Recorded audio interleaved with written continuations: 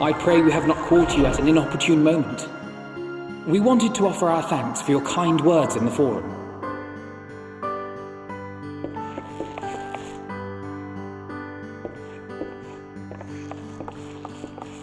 Well, I could hardly let that inquisition go unchallenged. I've always believed that curiosity should be nurtured, not stifled. Thankfully, a majority of my colleagues agreed.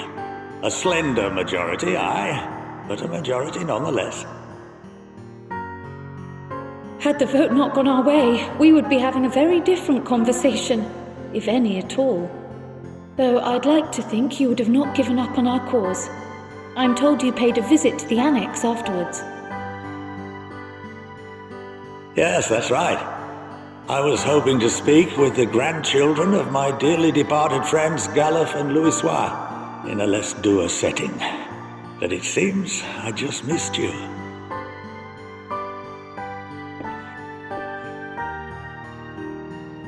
I still can't believe how much you've grown. If only your grandsires could have seen the way you presented yourselves to the forum. Why, it fair brought a tear to my own eye.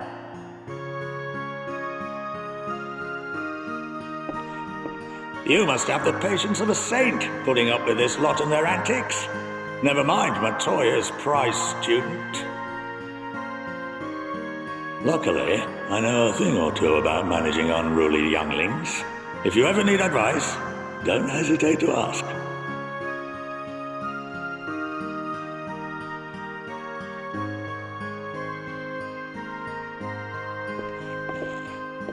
If I may, there is a rather more pressing matter we wish to discuss. What can you tell us of this duty that the Forum must fulfill? Nothing, I'm afraid. Like all humble servants of the Forum, I am sworn to secrecy.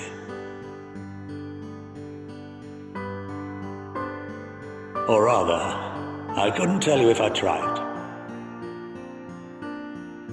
Our duty is of the gravest importance. Furthermore, if the particulars were made public, it would incite widespread panic. As such, those entrusted with this duty have been bound by an enchantment, which prevents us from speaking of such matters without the express permission of the Forum. How is that even possible? It's been some time since I last gave a lecture. Please, take a seat.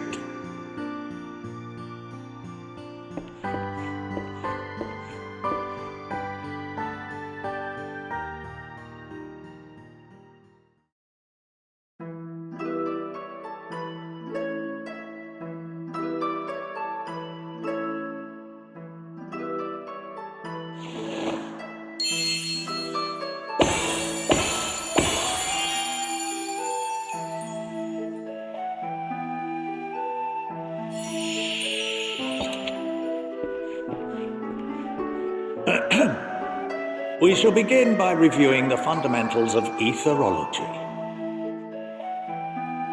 The ether, which imbues us with life, can be categorized into three forms. Two are of the incorporeal sort, the soul and the memory. Can anyone tell me the third?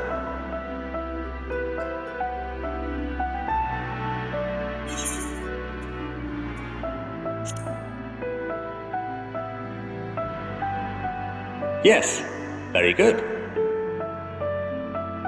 This is the form with which the layman is most familiar. Consumed by even the simplest of daily activities and replenished by the food and drink that sustain us, this form of ether is in constant flux. In contrast, the ether that comprises the soul is rarely subject to dramatic change. The same can be said for memory, as the two are intrinsically linked.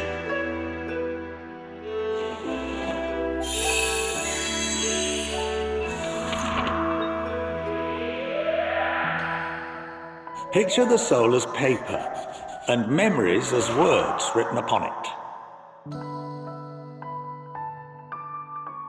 Now, What would happen if that paper was doused with ink? The same type of ether as comprises the memories.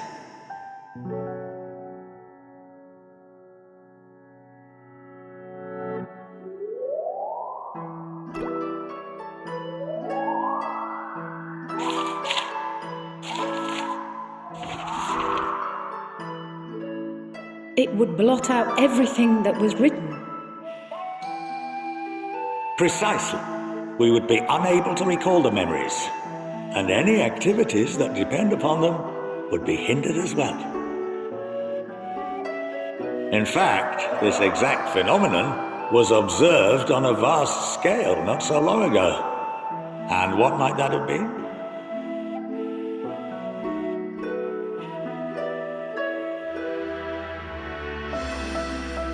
The seventh umbral calamity. The people of Eorzea vividly recall Bahamut breaking free of the Lesser Moon and raining hellfire down upon the realm. But no one could seem to remember the events that followed immediately afterwards. Indeed.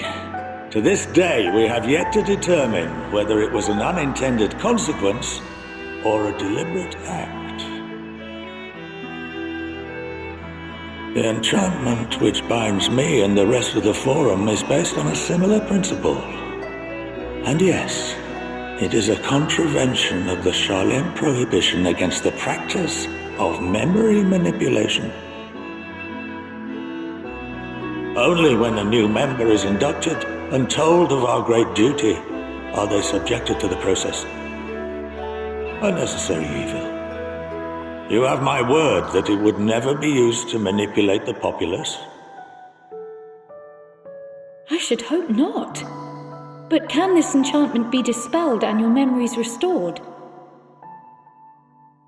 If 9/10 of our members give their approval, then the process may be reversed. Then, and only then, would we be able to speak freely to others of our sacred duty. Barring that, we must wait until we return to the ethereal sea.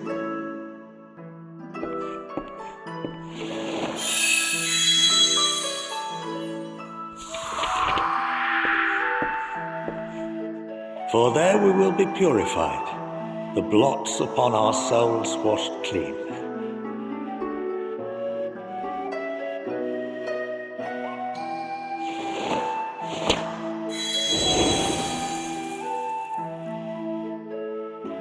And our memories drift apart and dissolve, rather defeating the purpose, I suppose.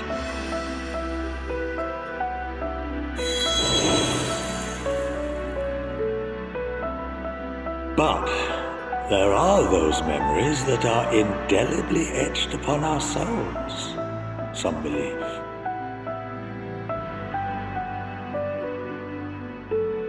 What happens after that? We are reduced to pure ether, coalesce with that of others, and create souls anew.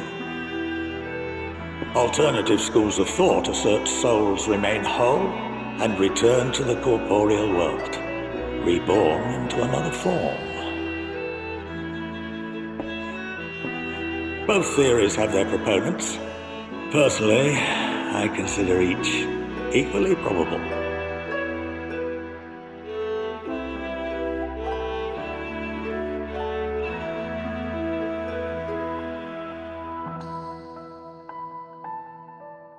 Well, I think that's enough education for today, now that I've given you some food for thought.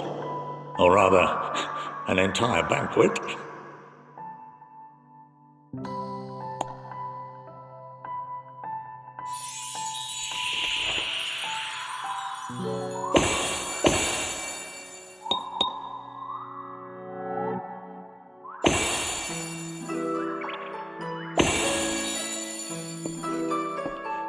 I would remind you that although I'm unable to assist you with certain matters, the resources at my disposal may still be of use to you. I'll arrange for you all to be given the run of Phenomenon. Of course, as associate to our alumni and the students of Baldessian, This privilege is extended to you as well, my friend. Oh, and I suggest you speak with Ki Aliapo. She's well known among the artisans of Sharlayan, and her network of contacts may prove useful in your search for knowledge. I wish you all the best in your pursuits, wheresoever they may take you.